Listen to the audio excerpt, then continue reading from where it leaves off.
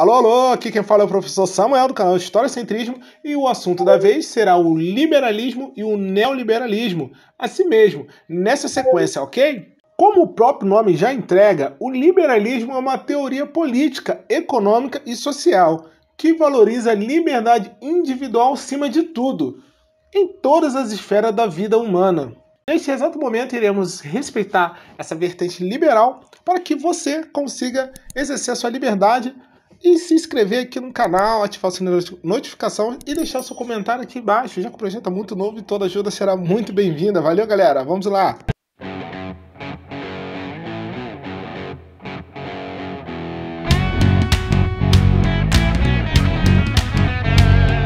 Dentro desse contexto, os governos adeptos ao liberalismo econômico e político devem promover a liberdade singular e evitar imposições estatais, desenvolvendo uma sociedade justa e igualitária para todos, inclusive na distribuição de serviços e recursos públicos. Dessa forma, uma das bases fundamentais do modelo é o individualismo, tendo em vista a sua prioridade em frente ao coletivo. Em outras palavras, ao não considerar a hierarquia social, cada ser humano se torna livre e igual perante o Estado e, portanto, vive em função das suas próprias necessidades. Ok, professor, entendi. Mas como essa ideologia surgiu? Vamos lá. O liberalismo surgiu no século XVII como um conjunto de teorias políticas que sustentaram uma luta estrutural e política contra o antigo regime, ou seja, contra a monarquia absolutista.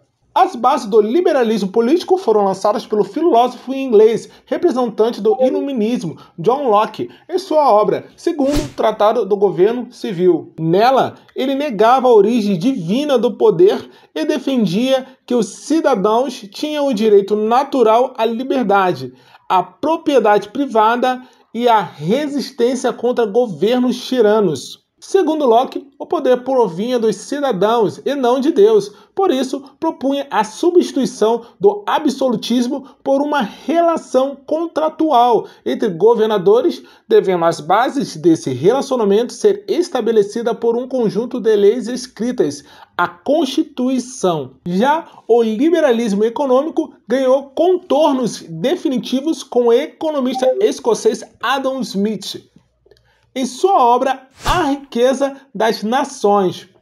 Mostrava a divisão do trabalho como elemento essencial para o crescimento da produção e do mercado. Esse modelo dependia da livre concorrência, que forçaria o empresário a ampliar a produção, buscando novas técnicas, aumentando a qualidade do produto e baixando ao máximo os custos da produção. Isso favorecia a lei natural da oferta e da procura, viabilizando o sucesso econômico geral e a prosperidade de todos. Neste processo, o Estado não deveria interferir, deixando o mercado se regular de forma natural. O iluminismo francês seguiu um caminho parecido na luta contra a monarquia durante a Revolução Francesa. Filósofos como Charles Montesquieu e Voltaire deram continuidade a um pensamento político liberal. Voltaire era defensor das liberdades individuais, como a liberdade de expressão e a de culto religioso, além de defender a separação entre o Estado e a Igreja.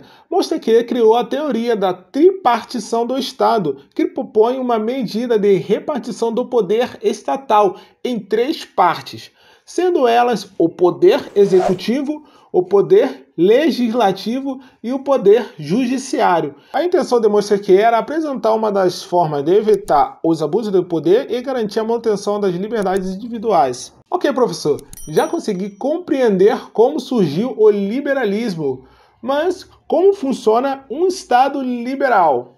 O Estado, portanto, para os liberais, deve ser uma instituição reguladora por meio de um corpo de leis que estabelece limites para um convívio pacífico e harmonioso dos cidadãos. Assim, não há qualquer justificativa para o Estado atentar contra a vida, a liberdade e a propriedade da população, a menos que esses atentassem contra a própria ordem estatal de maneira injustificada. Embora o discurso manifestasse a importância do desenvolvimento de direitos iguais, Com a livre concorrência econômica, as sociedades foram se tornando cada vez mais desiguais, ocasionando problemas políticos e econômicos, que, em conjunto com a destruição social da Primeira Guerra Mundial e as correntes socialistas e comunistas, levou o liberalismo ao fracasso. Entretanto, depois das mudanças sociais, políticas e econômicas que aconteceram durante a Guerra Fria, após a Segunda Guerra Mundial, surgiu o conceito de neoliberalismo. Ao avaliar certas incoerências no discurso do modelo clássico e a sua ineficiência em se adaptar ao contexto atual, capitalista, globalizado e diversificado, intelectuais da chamada Escola Austríaca de Economia começaram a propor novas formas de uma doutrina liberal que conciliassem as necessidades de um mercado livre com alguma, bem tímida, participação do Estado na economia. Teóricos ligados às escolas de economia de Chicago também trouxeram teorias parecidas, ao som de todas as teorias de uma nova doutrina liberal com a prática delas no século XX, a partir da década de 1980. Deu origem ao neoliberalismo. Países como Chile e Inglaterra foram os pioneiros nas adoções de medidas neoliberais, com a privatização do serviço público e a redução ao máximo da estalização e da interferência do Estado na economia. Em outras palavras, a grande diferença entre o liberalismo e neoliberalismo é o contexto social em que ele é aplicado. Enquanto o primeiro foi criado como uma forma de luta contra a monarquia, o segundo surgiu para apoiar os ideais capitalistas, favorecendo a economia privada. Agora eu quero saber de vocês, será que é possível implantar a ideologia neoliberal aqui no Brasil? Ou seria mais uma ideia utópica? Você se identifica com o neoliberalismo? Se consideram liberais? Deixa aqui a sua opinião nos comentários, ok? O demais é isso, galera. Peço que você considere se inscrever no canal, já que o projeto é muito novo e toda ajuda aqui será muito bem-vinda. Não esquece de ativar o sininho das notificações e deixar o seu like aqui no vídeo, ok? Falou, galera. Tchau, tchau.